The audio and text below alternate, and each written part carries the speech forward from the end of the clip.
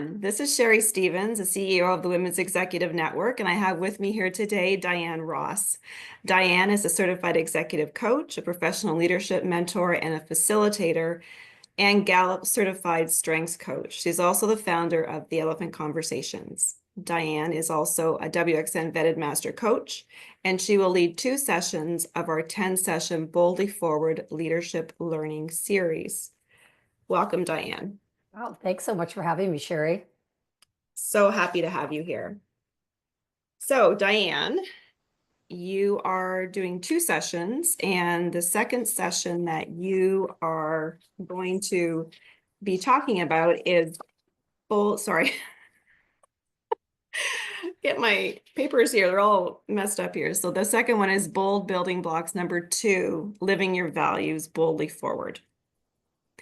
And we're looking forward to that one. So I have a few questions. I want to take a little sneak peek behind the curtain here so everyone has an opportunity to understand what this is all about.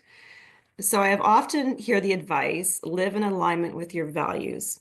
And it's good advice, but we need to name those values first. So how do we begin? That's a great question. And I think, we throw this word values around and then we give people this big long list of values with like 50 values on it, and people want to circle 30 of them. And then you can't really remember what they are. And then you say to people, and sometimes even organizations, what are your values? And people are like, oh, because there's so many. And so what this session is really about is like, let's look at all those values and let's take them down into a couple of buckets and get really clear about what that means for you. You define it. You decide how you describe that, how you know if you're living that value, and it's something that is accessible. And I think this idea, if you have 10, if you have 20, you don't have any. I mean, I'm not saying people don't have values because there's certain things they live by, but we can make these really aspirational and really get clear and define them. And you can often then, a number of them kind of fit into one, and then we give it a name that really means something to us individually, and that can be this guidepost for us in terms of our decision making as we move forward and in terms of living our values. So it just doesn't have to be integrity. It could be something all wrapped up into underneath. Integrity could be part of it, and then you have an aspirational value that you. Absolutely. Like, so for example, I've been through this process myself, because anything I teach, I needed to learn, and I worked through it myself. And so one of my core values is impact. And it's about really this idea of making that difference, right? Like that somebody, whether it's teaching them something, sharing something, that they are better off for having had us interact and have a connection. And so I put everything through that lens in terms of decision making.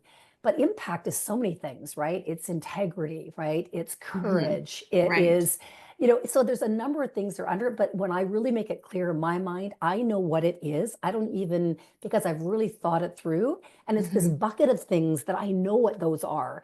But it's really, I describe it as impact. And it becomes this way of really giving me confidence in terms of making decisions.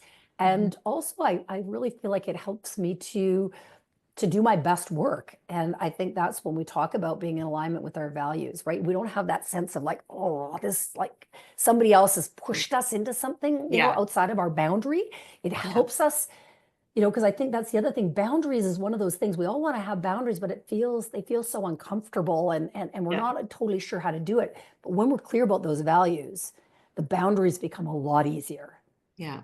Exactly. That was one of my questions too. Okay, sorry. No. It does help you set boundaries, right? It does. Yeah. Because once you know what your values are, it's like, okay, you can't go past here. This is my boundary, right? This is my value. Back off. Well, it becomes, you actually can say it in a way that doesn't feel like, oh, like I used to struggle so much with boundaries myself. And I think this is something that women. I think we do. A lot of us do. We do. Even now, right? I mean, I know I do. Yeah. And so I think when we kind of check in with those values, and we check, like, even into that question, like, what would my future self be proud of? And is this the best use and the highest, use of my time? We can kind of check in, then it becomes easier. Because those people who just say no to things so easily, right? Or this is what I can do and this is what I can't do. Yeah. And it's the energy behind it that's just so clear that, you just know they mean it. And Yeah. I think knowing your values can help with that for sure. Love it. Love Yeah. it. Yeah. I think I might step into that session. Teaching it.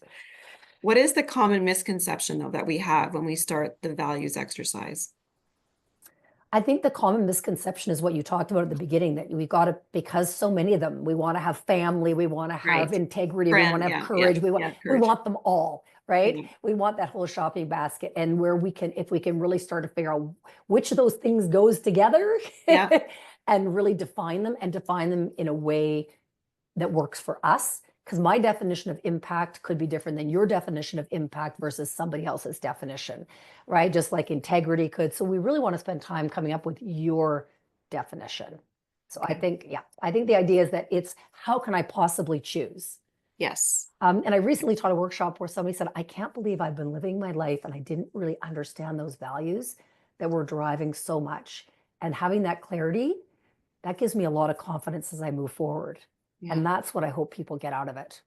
Love it. Yeah. Perfect. Okay. Well, that's good. Thank you so much for your You're time so today. welcome.